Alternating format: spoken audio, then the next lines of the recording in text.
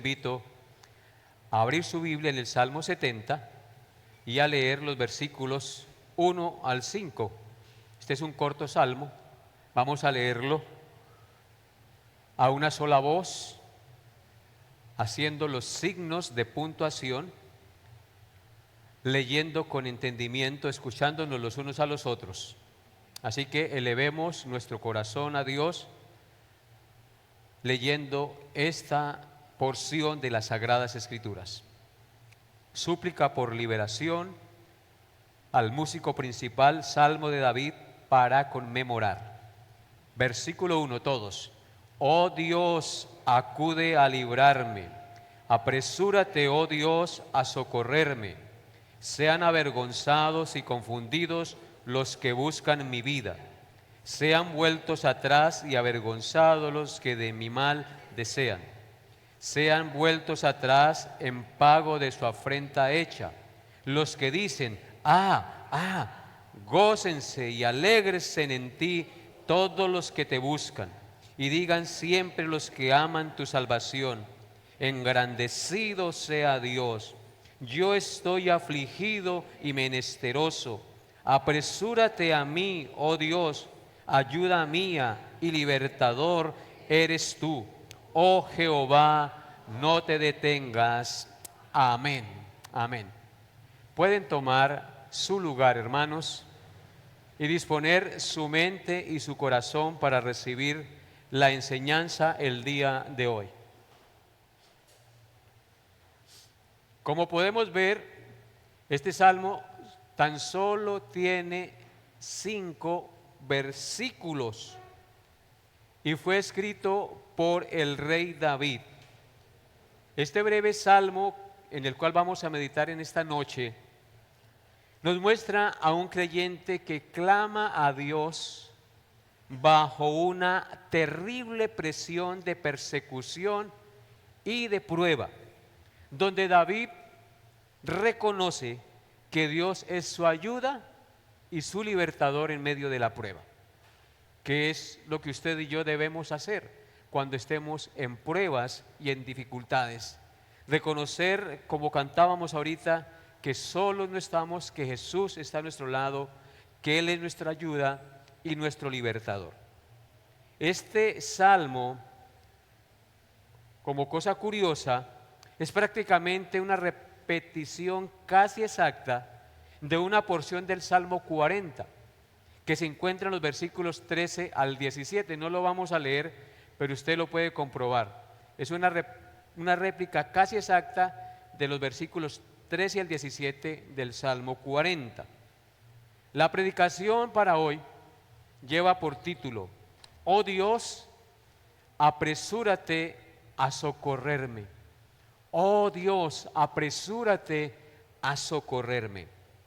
Posiblemente este breve salmo formaba parte de una liturgia en el templo de Jerusalén, en el que el rey presentaba sus plegarias al Señor ante la posibilidad de una crisis o ante la cercanía de alguna calamidad nacional.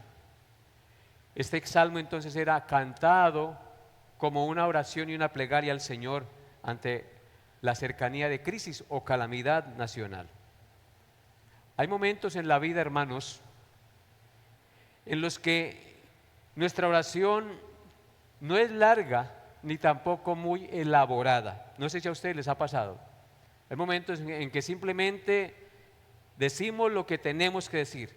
Simplemente, Señor, ayúdame. Señor, ten misericordia de mí. Palabras cortas, palabras sencillas, no elaboradas, sino que salen de la urgencia, de la premura, de la necesidad que tenemos. Y eso es lo que nos muestra este salmo.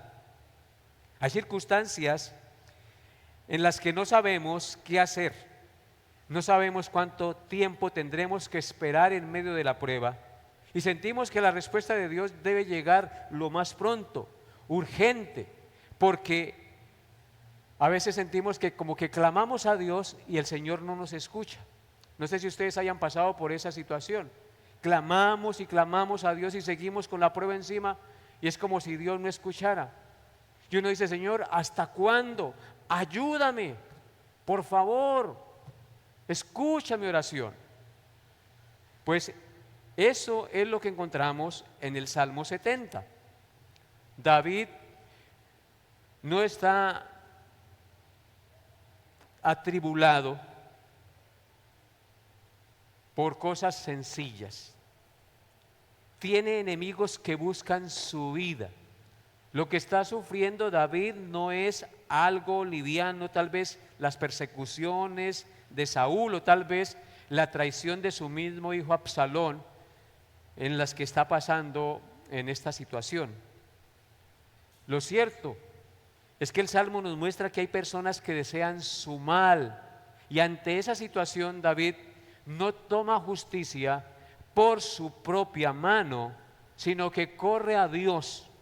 Por lo tanto, este salmo es un salmo de súplica, un salmo en donde nosotros vemos a un hombre clamando y suplicando a Dios. Y eso queda allí como un ejemplo para todos nosotros, que tenemos que en ciertos momentos acudir con urgencia a la presencia de nuestro Dios. Este salmo nos muestra 3 súplicas que debemos aprender a presentar nosotros delante del Señor en momentos de dificultad y opresión. Y en estas 3 súplicas que nos muestra el Salmo vamos a meditar esta noche. La primera súplica es una súplica de liberación urgente, versículos 1 y versículo 5. Vamos a tomar así como el sándwich, versículo 1 y versículo 5. O sea, la opresión está por encima y la opresión está por debajo como un sándwich. La segunda súplica es por confusión a sus enemigos. Confusión a sus enemigos, versículos 2 al 3. Y la tercera súplica que vemos en el Salmo es una súplica por gozo para los creyentes, versículo 4. Y en esas 3 súplicas vamos a meditar. Veamos la primera súplica. Una súplica por liberación urgente. Observen lo que dice el versículo 1. Oh Dios, acúdeme, perdón,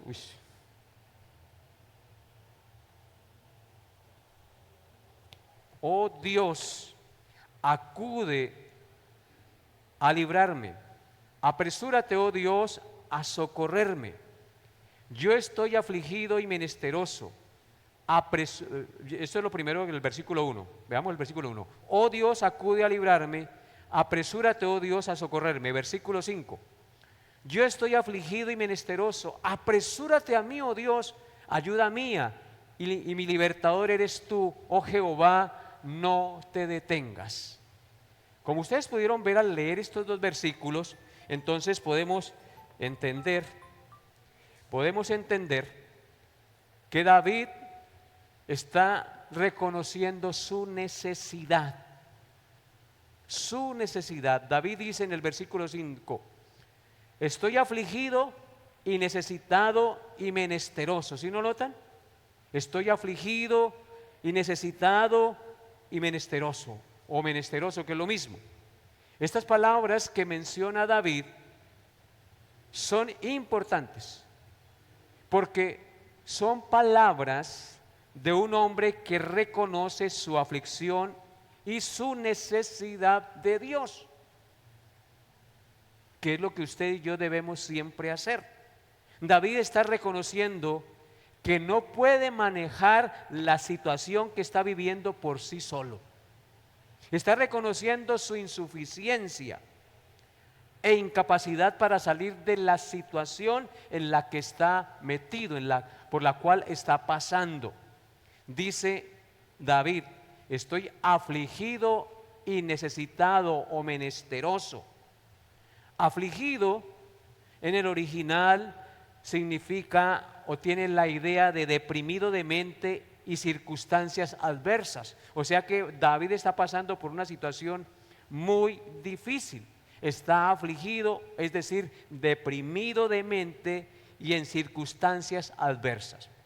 Y la palabra necesitado o menesteroso significa que él no puede salir solo del problema. Estoy completamente necesitado de ayuda.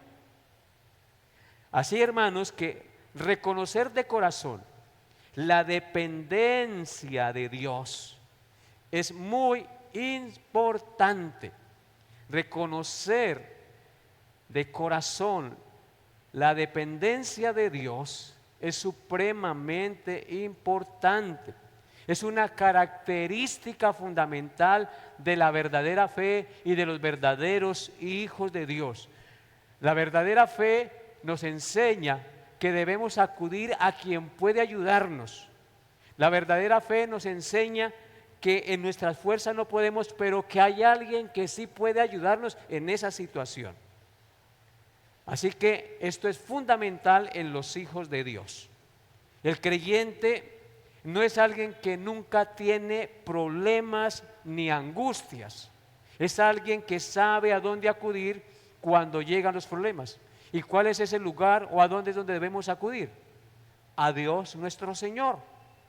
Por eso David dice: Señor, yo no puedo solo, necesito que tú me socorras. Yo no puedo solo, necesito que tú me socorras. Y esto debería ser aplicado en cualquier circunstancia de nuestra vida. Nunca creernos sobrados que tenemos las capacidades y la fuerza suficiente para salir de las situaciones y de los problemas, o para realizar cualquier situación o cosa que el Señor nos ponga delante.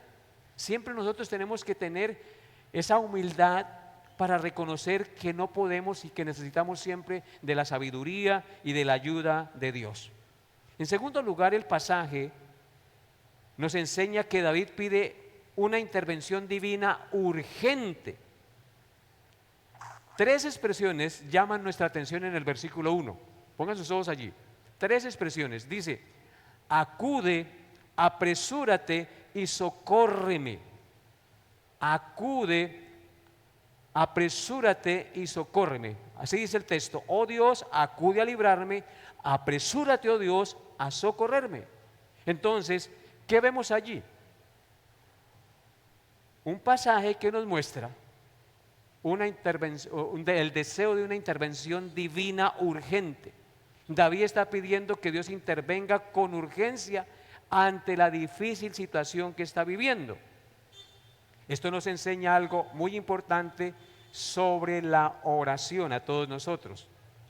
Y es que podemos hablar con Dios francamente acerca de la urgencia de nuestra situación que estemos viviendo. Hablar con sinceridad, hablar francamente al Señor: Señor, yo necesito tu ayuda, por favor, acude a mí, ayúdame. No necesitamos fingir delante de Dios o de la gente que todo está bien. Por el contrario, hermanos, podemos decir: Señor, esto me está superando. Señor, necesito tu ayuda. Señor, intervenga por favor, o si no, yo me reviento, yo no puedo salir de esta situación, yo me voy a ahogar.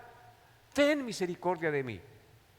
Ahora bien, debemos entender que la oración que nosotros hacemos no es para informarle a Dios algo de nuestra vida o de la situación que estamos viviendo, porque Él conoce perfectamente lo que estamos viviendo. Cuando oramos no le estamos informando a Dios para que Él se entere de la situación que estamos pasando. Hermanos, no, porque Él lo sabe todo. La oración es reconocer nuestra dependencia y necesidad de Él. Entonces podemos entender que la oración Dios la dejó como un medio para que tú y yo acudamos a Él reconociendo nuestra dependencia, nuestra necesidad de Él, y para evidenciar nuestra fe que tenemos hacia el Creador. El salmista dice: pero yo estoy afligido y necesitado, apresúrate a mí. Oh Dios, está reconociendo su falta de capacidad. ¿Cómo somos nosotros cuando estamos en situaciones difíciles, hermanos? sobraditos, o nos humillamos delante del Señor y reconocemos nuestra falta de sabiduría, nuestra falta de poder, nuestra falta de gracia para hacer las cosas. David reconoce algo, que las ideologías y la cultura de nuestra época intentan adoctrinarnos y negar, y es que somos necesitados. Vivimos en una sociedad que constantemente nos dice: tú puedes solo, sé fuerte, tú eres un guerrero, tú eres una guerrera, eres un campeón, no dependas de nadie. Y nos llevan a centrarnos en nosotros mismos y en el poder que hay dentro de nosotros, y a quitar la mirada del poder de Dios y la dependencia de Dios. Eso es lo que nos enseña el mundo. Pero el Evangelio comienza precisamente reconociendo todo lo contrario, enseñándonos que tenemos que reconocer nuestra necesidad e incapacidad para hacer las cosas, porque la capacidad y el poder provienen de Dios. El hombre necesita de Dios. Y no solamente necesitamos a Dios cuando estamos en crisis, hermanos. Necesitamos a Dios todos los días de nuestra existencia. Necesitamos su gracia cada día, necesitamos su misericordia, necesitamos su palabra, necesitamos su providencia. Por eso venimos a este lugar. Necesitamos su perdón, necesitamos su presencia, necesitamos a Cristo y recordarnos el Evangelio cada día. En otras palabras, hermanos, somos totalmente dependientes de Dios. Apartados de Él, nada bueno podemos hacer para dar fruto. Lo único que podemos hacer es lo malo e ir en contra de su voluntad. Pero el mundo nos enseña otra cosa, que nosotros sí podemos, que nosotros somos muy machitos o que son muy machitas. El feminismo es lo que enseña. No necesita usted de un hombre, usted sola puede, y puede que sí, puede sola, pero ¿quién es la que la ayuda? ¿Quién es la que le da la gracia para hacer las cosas? No es Dios. Entonces no podemos sacar a Dios de la ecuación. Dios tiene que estar en todo momento en nuestra vida y en todo pensamiento. Así que entonces el Salmo 70 nos recuerda que no estamos llamados a enfrentar nuestras aflicciones en nuestras propias fuerzas. Necesitamos correr al Señor día a día, a la fuente del poder, a la fuente de la sabiduría, a la fuente de la misericordia y a la fuente de la gracia. Y cuando David dice en el Salmo: apresúrate, oh Dios, no significa, escúchenlo bien, no significa que Dios sea lento o que tarda en llegar, como a veces nos pasa a nosotros y creemos que Dios se olvidó y que tardó en llegar. Si Dios me hubiera escuchado, mi tío no había muerto. No, su tío se iba a morir porque Dios así lo tenía determinado. Entonces, cuando Dios dice en su palabra, David dice en su palabra: apresúrate, no está diciendo que Dios llegue tarde. Dios nunca llega tarde, hermano. Él siempre llega en el tiempo apropiado, aunque a nosotros nos parezca que Él tarda en llegar. Nosotros tenemos un reloj, tenemos una agenda. Dios tiene su propio reloj y Dios tiene su propia agenda de acuerdo a su propósito eterno, y Él va llevando adelante su agenda en el tiempo adecuado, en el kairos de Dios y no en el tiempo nuestro. Y ahí entonces nosotros debemos aprender a caminar con el Señor teniendo paciencia. Pasemos ahora, después de haber visto la primera súplica, a la segunda súplica del Salmo. Una súplica por confusión a sus enemigos. Una súplica por confusión a sus enemigos.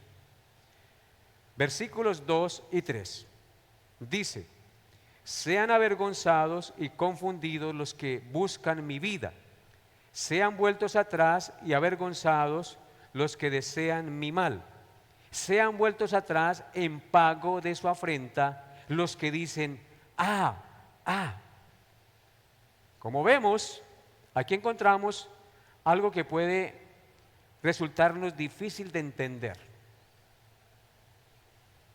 Porque David está haciendo una oración imprecatoria. En los Salmos encontramos muchas oraciones imprecatorias. Es decir, está pidiendo que sus enemigos sean avergonzados y confundidos y que Dios les dé su merecido. Es difícil de entender esto porque algunos dicen que estas oraciones ya no se deben hacer porque Cristo enseñó a orar por nuestros enemigos, por los que nos ultrajan y por los que nos persiguen. Entonces esto sería como una contradicción. Pero esto sucede porque a veces, hermanos, solo nos han enseñado a pensar del carácter de Dios en una sola dirección, en un Dios de amor y de perdón solamente. Solamente nos han enseñado a mirar en esa dirección, un Dios de amor y un Dios de perdón solamente. Pero el Dios de las Escrituras también es un Dios de justicia y de juicio. En otras palabras, Dios es un Dios simétrico. No es más amor que justicia, ni más justicia que amor. Él es igual en amor e igual en justicia. ¿Me hice entender?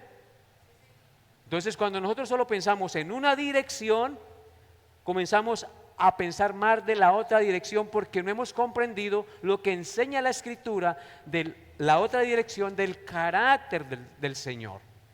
David está pidiendo aquí que sus enemigos sean avergonzados y confundidos.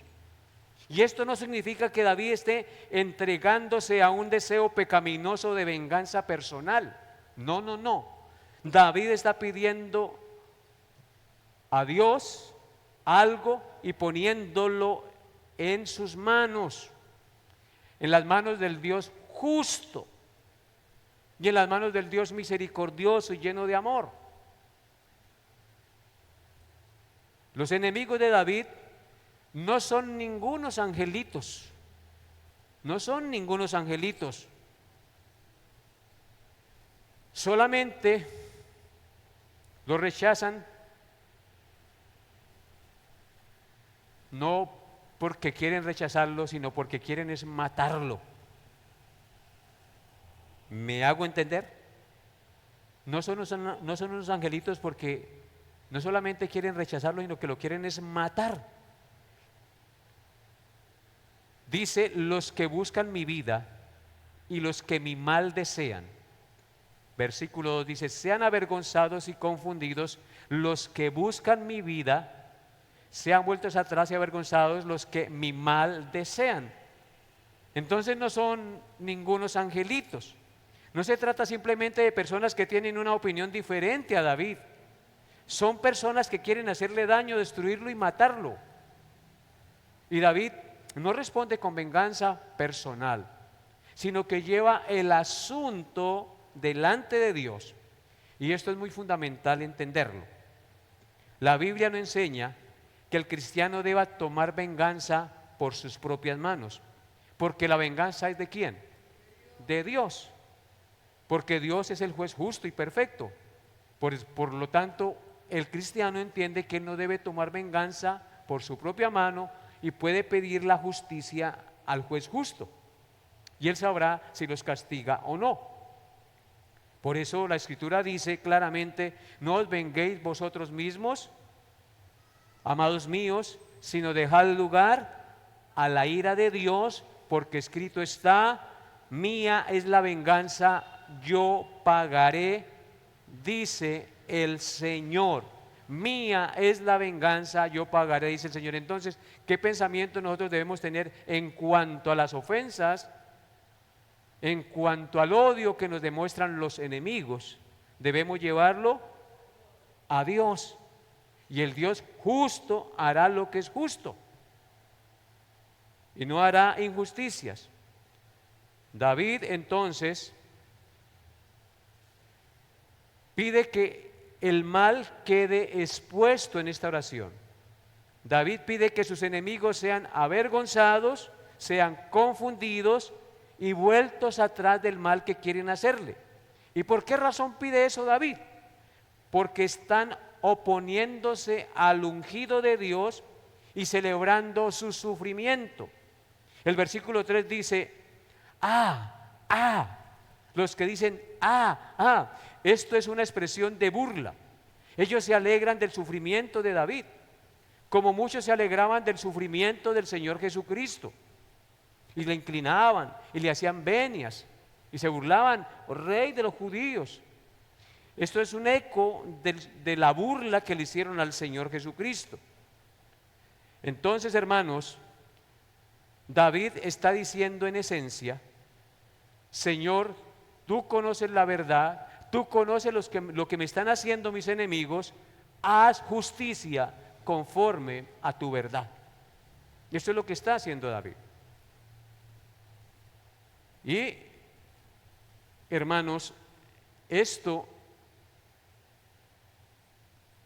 cambia nuestra manera de enfrentar a nuestros enemigos, ¿no es verdad? ¿Para qué tomar venganza por nuestra propia mano? Pero en nosotros siempre brota ese deseo de vengarnos.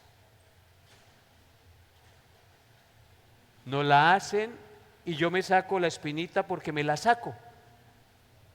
Siempre hay esa tendencia en nosotros, ¿no es verdad? De alguna manera o con alguna actitud, con alguna palabra, uno siempre trata de sacarse la espinita, o como decía mi mamá, de guardarse el pan para con el chocolate. Y hermano, eso es pecaminoso porque eso no es lo que enseña la Biblia. Si a mí me ofenden, si a mí me persiguen, me ponen zancadilla, ¿yo qué debo hacer? Poner el asunto en el trono de Dios en oración. Reconocer que allá hay un Dios que lo ve todo y Él sabe lo que es justo y correcto. Entonces, si pensamos así, esto cambia la manera de enfrentar a nuestros enemigos. El cristiano no tiene que vivir consumido por el deseo de venganza, sino poner todo en las manos santas y justas de Dios. Puede decir, por ejemplo, Señor, tú conoces lo que ocurrió o lo que está ocurriendo. Tú conoces sus corazones, tú conoces mi corazón, tú conoces la injusticia que me están haciendo. Yo pongo esto en tus manos y descanso en ti. Esa debería ser nuestra actitud correcta. En consecuencia, como el Nuevo Testamento nos manda a amar a nuestros enemigos y a orar por los que nos persiguen, por tanto, una aplicación cristiana del Salmo 70 no es Dios mío, destruya a todos los que me caen mal, como pensaban hacer los discípulos. Señor, si quiere, mandamos y oramos que caiga fuego y los destruya, a los samaritanos. No, eso sería utilizar la Biblia para justificar nuestro odio y resentimiento contra otro. La aplicación correcta es, Señor, líbrame del mal, haz justicia y no permitas que el pecado triunfe.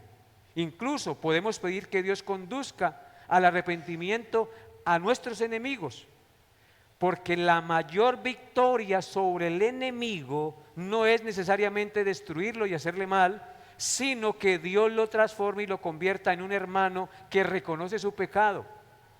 Eso sí sería un triunfo, y es a ese triunfo que nosotros debemos apuntarle.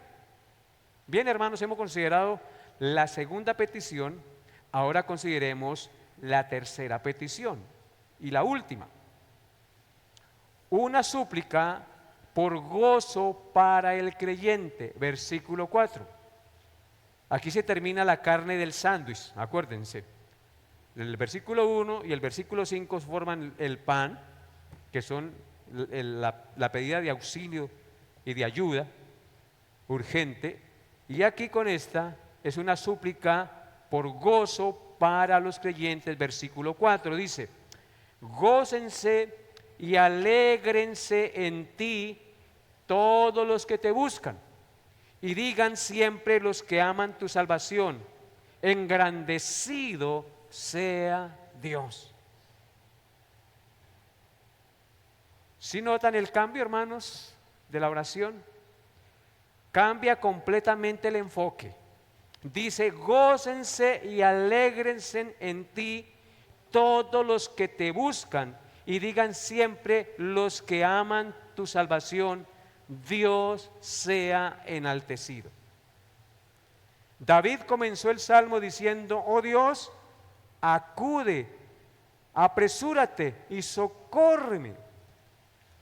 Ahora está, en este versículo 4 está diciendo, que tu pueblo se goce y se alegre en ti. Cambió totalmente el enfoque. Esto nos indica que David no está pensando únicamente en su propio problema, sino también en el bienestar espiritual de sus hermanos, de su pueblo. Y ese debe ser también siempre nuestro sentir, hermanos. No solamente pensar en nuestro propio beneficio, sino en el beneficio de todos mis hermanos. No mirando cada uno por lo suyo propio, sino también por los de los demás. Y esto es lo que está haciendo David. En medio de las pruebas que está pasando, tan difíciles, él quiere que su pueblo se goce en Dios, y eso es lo que siempre debemos buscar nosotros. Que el pueblo de Dios se goce en su Salvador, se goce en su Creador, se goce en su proveedor. El creyente verdadero siempre debe buscar su gozo en Dios y no en la plata ni en las cosas materiales de este mundo.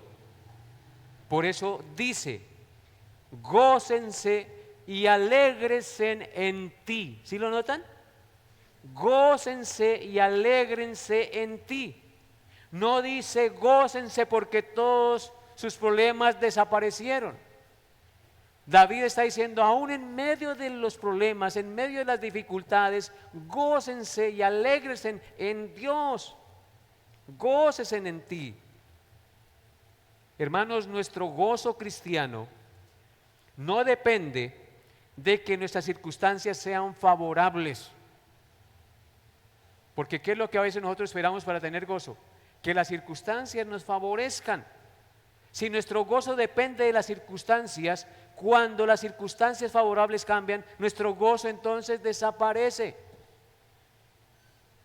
Pero si nuestro gozo está en Dios, podemos atravesar circunstancias difíciles y seguir teniendo esperanza en medio de las pruebas y en medio de la adversidad que estemos viviendo. O sea, Él es el ancla, Él es el bastón, Él es la fuerza, Él es el pastor en medio de la dificultad. Gocémonos en Dios. Alegrémonos en nuestro Hacedor. En 1 de Tesalonicenses, capítulo 5, versículos 16 al 18, dice lo siguiente acerca de esta gran verdad. Primera de Tesalonicenses 5, 16 al 18. Dice, estad siempre gozosos. ¿Cómo debemos estar, hermanos? ¿De vez en cuando? No, dice siempre gozosos. Pero para eso tenemos que orar sin cesar y dar gracias en todo, porque esta es la voluntad de Dios para con vosotros en Cristo Jesús. Palabras tan sabias, tan entendidas para nosotros. Ahí está, estad siempre gozosos, dice el Señor. Orad sin cesar y dad gracias en todo, sea que estemos bien o que estemos pasando por circunstancias. ¿Qué debemos decir? Gracias, Señor, porque a los que aman a Dios, todas las cosas les ayudan a bien, porque esta es la voluntad, dice, de Dios para con nosotros en Cristo Jesús. La voluntad de Dios es que estemos siempre gozosos, que oremos sin cesar y que demos gracias en todo. 3 cosas de la voluntad de Dios para nosotros: estar siempre gozosos, orar sin cesar y dar gracias en todo. Esta es la voluntad de Dios para con nosotros en Cristo. Ahora observen lo que dice Filipenses capítulo 4, versículo 4. Filipenses 4, 4. Dice así la palabra de Dios: regocijaos en el Señor siempre. Otra vez digo, regocijaos. ¿Cuándo estamos nosotros en el Señor?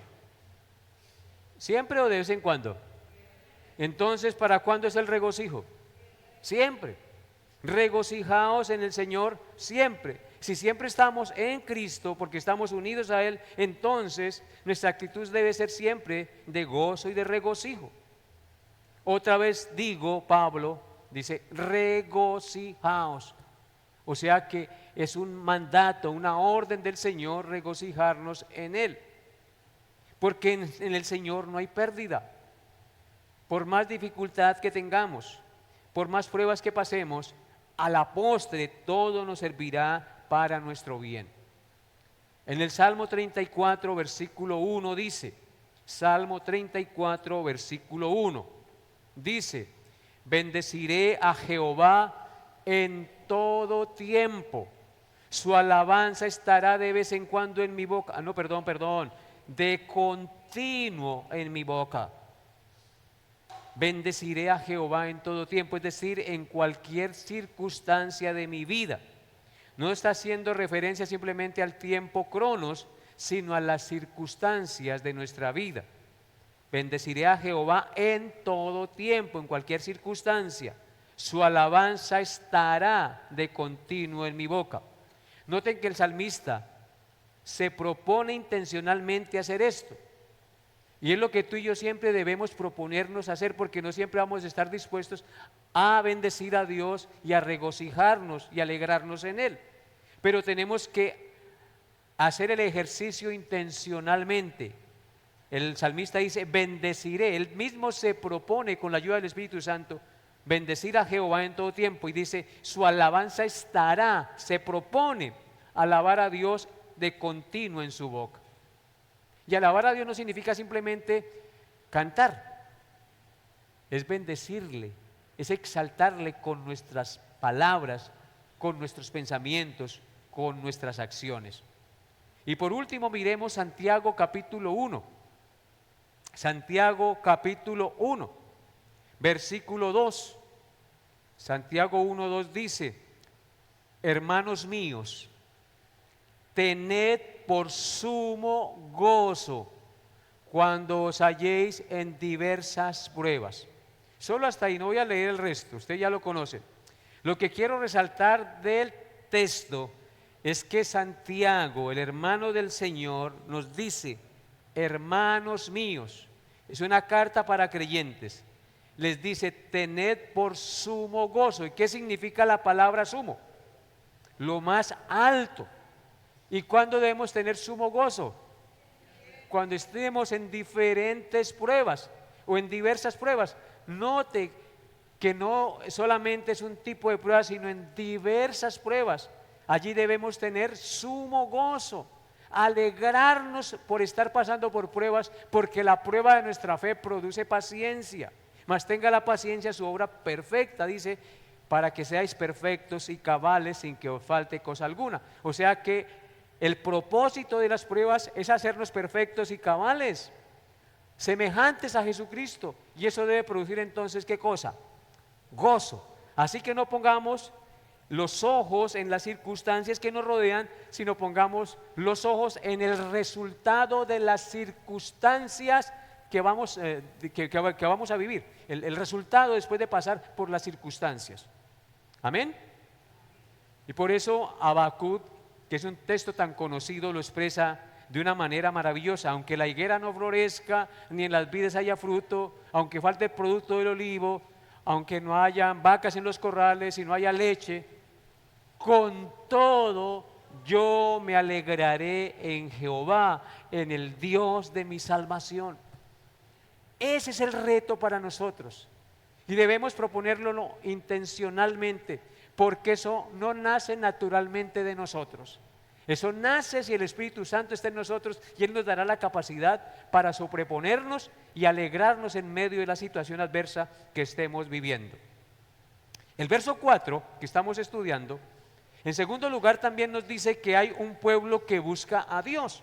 El texto dice, gócese en ti todos los que te buscan. ¿Sí lo notan? Gócese en ti todos los que te buscan.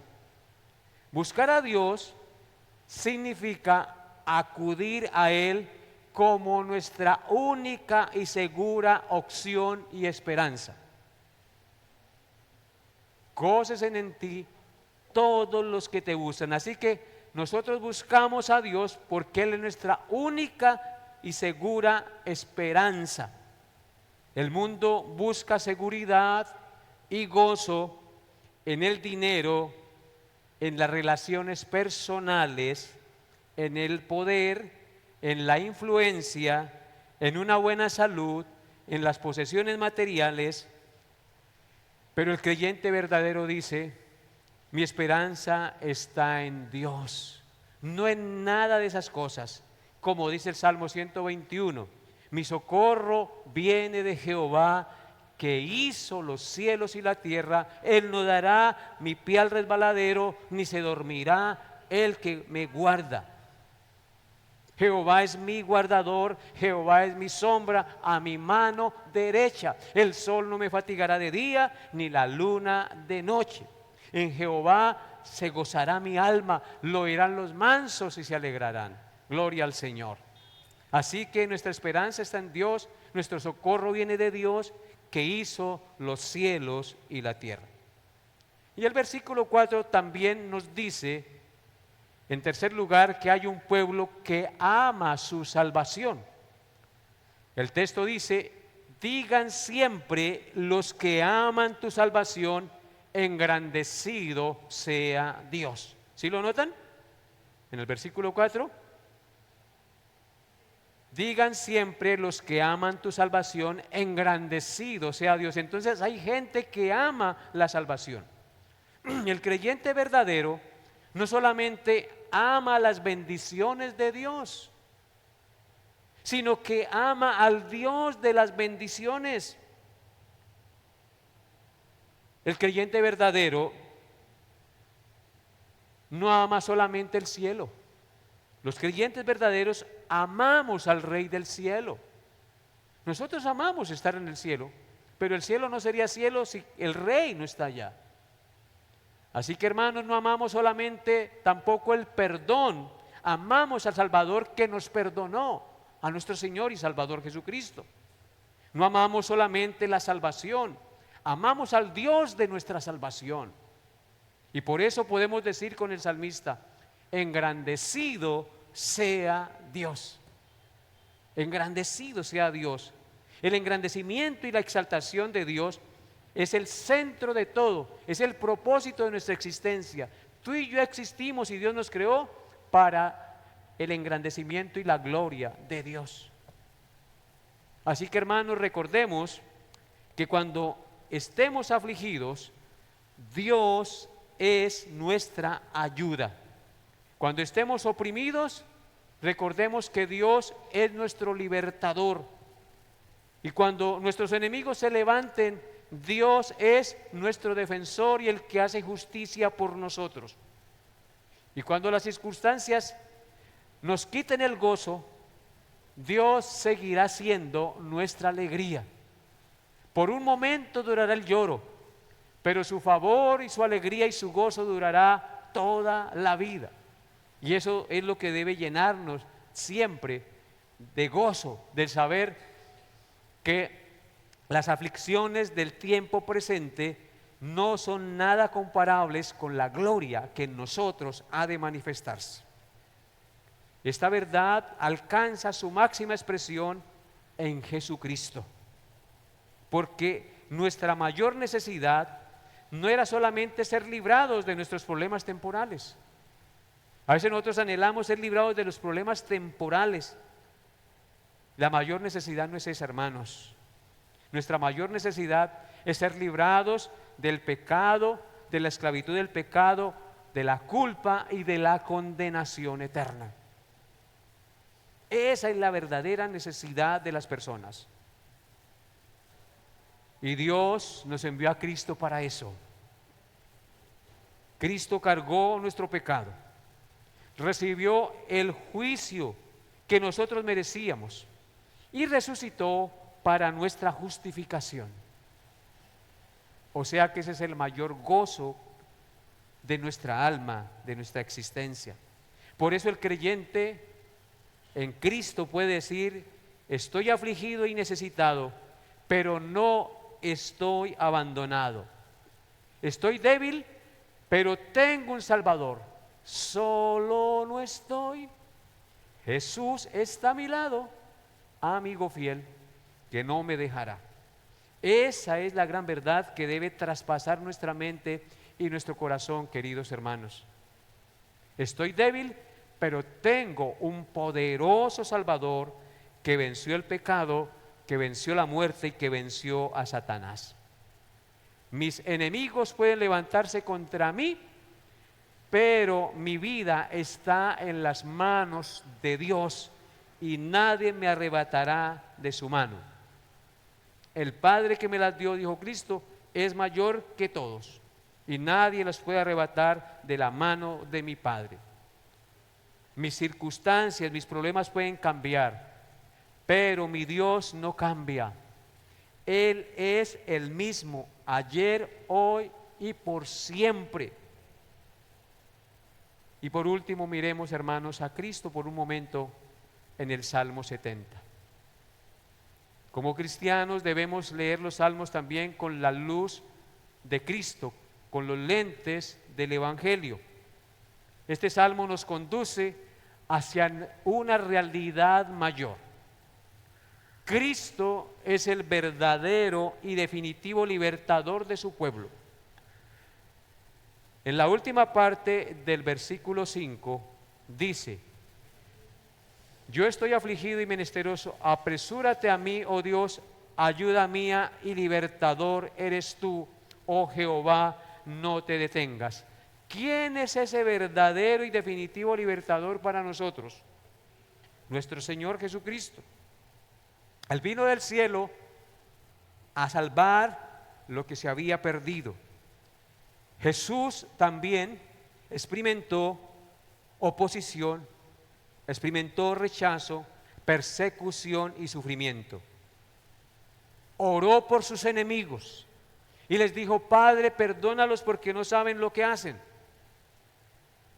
Y finalmente entregó su vida en la cruz. Pero allí ocurrió algo extraordinario en la cruz.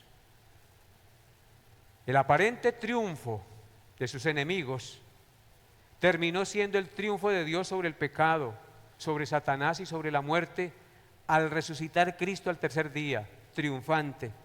Por eso cuando nosotros clamamos: oh Dios, apresúrate a socorrerme, lo hacemos como personas que ya conocemos la mayor obra de salvación realizada por Dios, la salvación en Cristo. Cristo murió por nuestros pecados y resucitó para nuestra justificación. Nuestro mayor problema ya ha sido solucionado en Cristo, y eso debe producirnos un excelente y eterno peso de gloria, porque lo que Él hizo nadie lo puede reversar. Gloria a su santo nombre.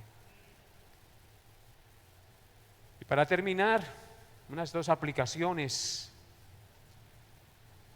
No tengamos miedo de clamar a Dios con urgencia y de manera franca, hermanos. No tengamos miedo de reconocer nuestra incapacidad.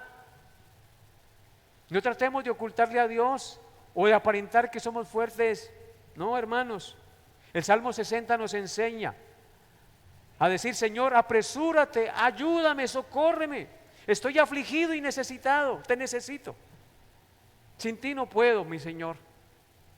Y eso no es debilidad espiritual, es humildad y rendición al Señor. Y eso es lo que nos hace grandes, porque el que se humilla será enaltecido, mas el que se engrandece será humillado. El orgulloso dice: yo puedo solo, yo no necesito de nadie. El creyente dice: Señor, te necesito, tú eres mi libertador y sin ti nada puedo hacer. Eso es lo que debemos hacer en nuestro diario vivir. Y en segundo lugar, busquemos siempre el gozo de Dios, hermanos. Gocémonos en todas las obras de Dios. Gocémonos con nuestros hijos, con nuestro cónyuge, gocémonos cuando venimos a la iglesia. Tratemos de dejar esa amargura, ese odio, ese resentimiento. No tratemos de buscar venganza por nuestras propias manos, por insignificante que sea. Pongamos todo en las manos del Señor y busquemos siempre el gozo en Dios y la rectitud en Dios. El salmista dice: gócense y alégrense en ti todos los que aman tu salvación. Amado hermano, ¿ama usted la salvación? ¿Sí? ¿Ama la salvación? Gócese en Dios, gócense, alégrense, no hay por qué estar tristes. Hay un corito por ahí que dice: no puede estar triste un corazón que tiene a Cristo. Y es verdad, es verdad. Nuestra esperanza, nuestro gozo está en Dios mismo y no en ninguna otra cosa. El Salmo 40:16 dice, escúchenlo, Salmo 40:16 dice: gócense y alégrense en ti todos los que te buscan, y digan siempre los que aman tu salvación: Jehová sea enaltecido. Siempre debemos buscar la exaltación y la gloria de nuestro Dios en todo lo que hagamos. Oh Señor, colóquense de pie. Hoy yo te doy la gloria, te doy el honor junto con mis hermanos aquí. Yo no soy más que ellos. Todos somos tus hijos y te necesitamos, mi Señor, cada día, como necesitamos el oxígeno para respirar. Sin ti nos desviamos, Señor, hacemos cosas incorrectas. Sin ti nuestra fuerza es inútil. Vana para salvarse la fuerza del caballo, pero los que confían en Jehová encontrarán nuevas fuerzas, correrán y no se cansarán, caminarán y no se fatigarán, porque nuestra fuerza y poder está en ti, Señor. Ayúdanos, por favor, a depender de ti cada día, Señor. Quita de nosotros toda altivez, toda arrogancia, todo orgullo, y enséñanos, Señor, a depender de ti. Tú eres la fuente de la vida, de la sabiduría, del perdón, de la gracia, de la misericordia, de la ternura, del amor. Señor bendito, a ti acudimos. ¿A quién más iremos? Solo tú tienes palabras de vida eterna. Ayúdanos a ser sensatos en nuestra manera de vivir, y que nuestros pensamientos y nuestro corazón siempre estén enfocados a ti, Altísimo Señor. Te pido estas cosas, mi Señor, en el santo y precioso nombre de tu Hijo, nuestro Redentor, quien se humilló siendo Dios, haciéndose hombre, y estando en la condición de hombre, se humilló hasta la muerte, y muerte de cruz, por lo cual Dios le exaltó hasta lo sumo y le dio un nombre que es sobre todo nombre, para que en el nombre de Jesús se doble toda rodilla de los que están en el cielo y en la tierra y debajo de la tierra, y toda lengua confiese que Jesucristo es Señor, para gloria de Dios Padre. Nuestro Señor vino para darle gloria a su Padre, y nosotros fuimos salvos para darle gloria a nuestro Padre y a nuestro glorioso Salvador. Te alabo y te bendigo, Señor, y ahora al salir de este lugar te pido que nos lleves en tu cuidado y en tu protección, y que grabes esta enseñanza en nuestra mente y en nuestro corazón. Te lo pido en el santo nombre de nuestro Señor y Salvador Jesucristo, con acción de gracias. Amén y amén. Queridos hermanos, antes de irse y antes de traer la ofrenda a los que quieran hacerlo para ProTemplo, vamos a darnos un fuerte abrazo con gozo y alegría por ser hijos de Dios y por poder encontrarnos en este lugar hoy.